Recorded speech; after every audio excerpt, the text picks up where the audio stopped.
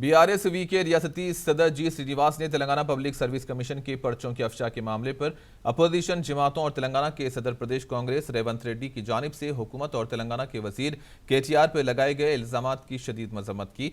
जी श्रीनिवास ने उस्मानिया university arts college के करीब मीडिया से बात करते हुए कहा कि तेलंगाना हुकूमत पेपर लीक मामले के तहकीकात स्पेशल इन्वेस्टिगेशन टीम को सौंपते हुए इसमें तेजी ले आई है। बीजेपी के कायदीन से सवाल किया कि बीजेपी हुकूमत वाली रियासतों में पेपर लीक होने के लिए क्या वहां के वजीर आला जिम्मेदार हैं, इसकी वजाहत करें। इन्होंने रेवंत रेड्डी से कहा कि वो वोट बराए नोट घोटाला मामले में तेलंगाना की आवाम से माफी मांगे, वरना 24 और 25 मार्च को उस्मानिया यूनिवर्सिटी में रेवंत रेड्डी की आमद पर रुकावटें खड़ी करने का इंतबाह दिया गया।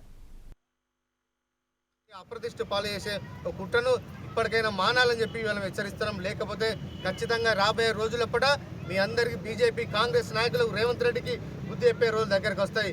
రేపో ఎల్లుండో ఉస్మాన్ యూనివర్సిటీకి వద్దామని చెప్పి ఇవాళ రేవంత్ రెడ్డి ఒక ప్లాన్ చేసుకుంటామని చెప్పి ఇవాళ చాలా మంది మిత్రులు చెప్తా ఉన్నారు.